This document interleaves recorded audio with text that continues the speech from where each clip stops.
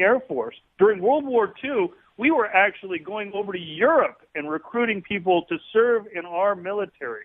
That through the entire course of our history, we've had over 660,000 immigrants that have served side by side with us in our military. You know, my uncle was one of them. He had come over here with my mother from Germany. His name was Fritz Siegmund Hirsch, and he spoke with a German accent. He got a lot of gas in the Army Air Corps at the time because, you know, he was fighting Germans.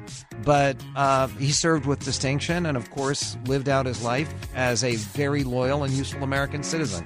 My Uncle Fritz, may he rest in peace. We will be right back with Congressman Jeff Denham and more of your calls. 1-800-955-1776. The Michael Medved Show.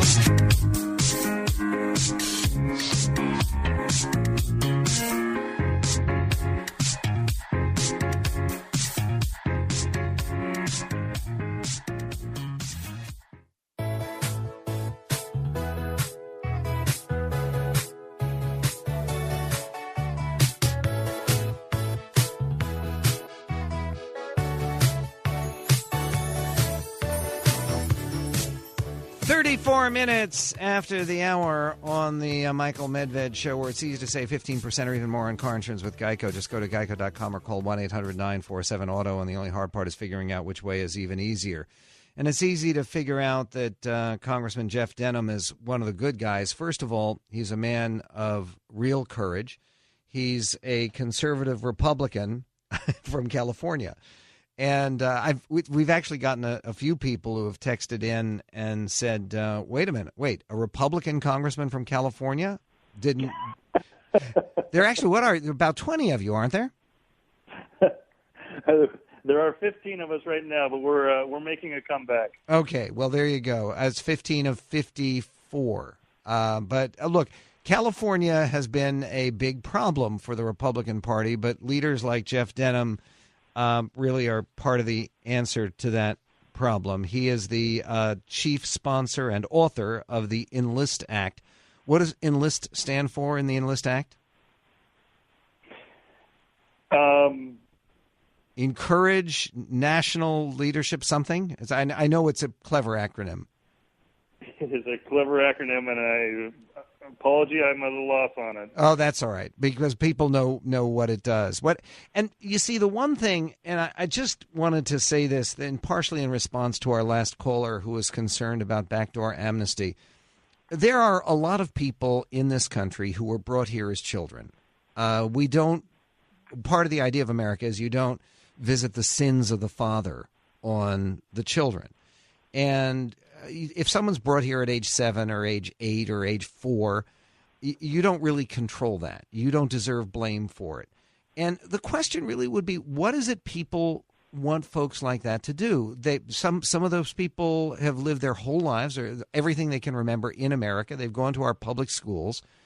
And if you've graduated from an American high school and you want to serve in the U.S. military and you want to serve your country, you're going to say to someone like that, because your parents brought you here illegally, that you will never get legal status? I don't really understand that point of view, but then maybe some of our callers can explain that. Let's go to Jesse in Houston. Jesse, you're on the Michael Medved Show with Congressman Denham. Yeah, how you doing, guys? I appreciate you taking the call. You bet. I first like to thank the congressman for his service to our nation and our country now as a congressman. I'm a Hispanic American. I was born here. My parents were, I think my mother was brought here when she was young, too, and she married an American citizen. And so I kind of understand, not really that much if I was raised here. I don't really understand the plight of current people like that. But I think this is a good idea.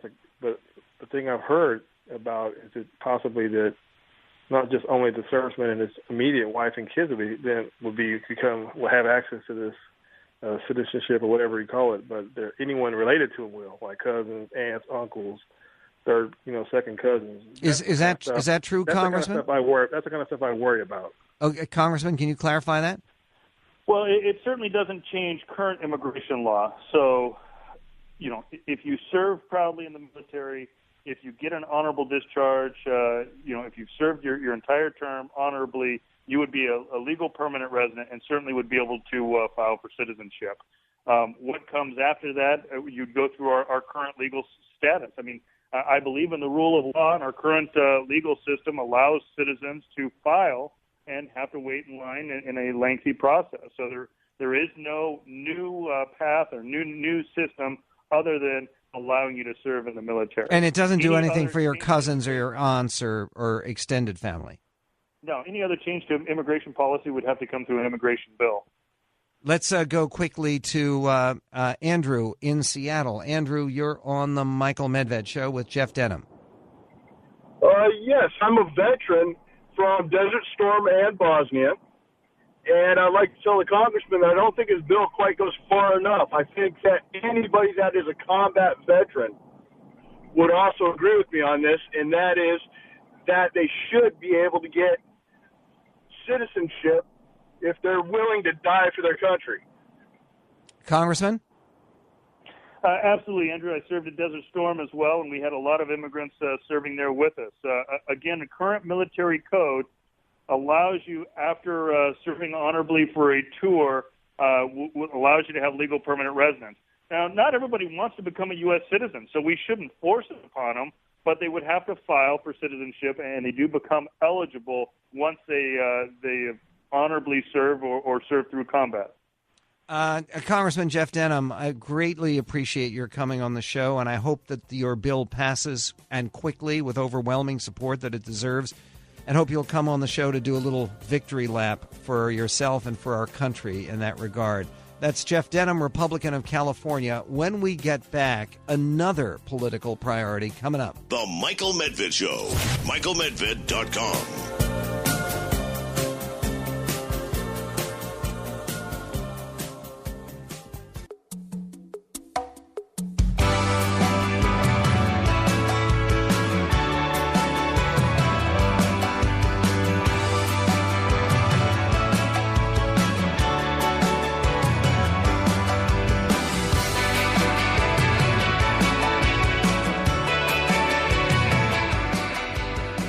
44 minutes after the hour on the Michael Medved Show, where you need to understand the Constitution of the United States. One of the controversial aspects of the Constitution of the United States is the requirement that someone who becomes president of the United States must be a natural-born citizen.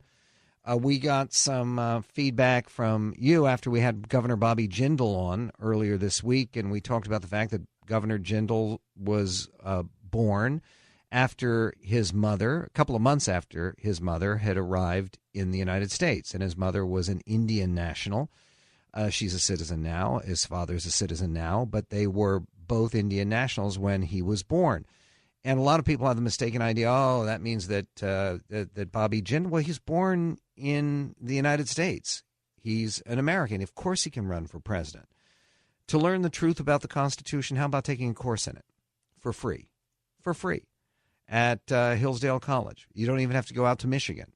Even though Michigan's beautiful this time of year, most of the country is beautiful this time of year, you can enroll online at Constitution 101 from Hillsdale College. It's free. Go to medvedforhillsdale.com. It's a 10-part course. It is full of information. You can ask any questions you want, interact with the professors. Go to medvedforhillsdale.com or click on the Constitution 101 banner at the Michael Medved Show. One of the great values that is protected by the Constitution, and this is another story that involves an immigrant to America who has made a great contribution.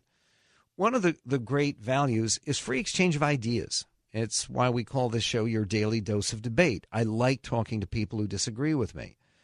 And when they stifle a free exchange of ideas at a major university,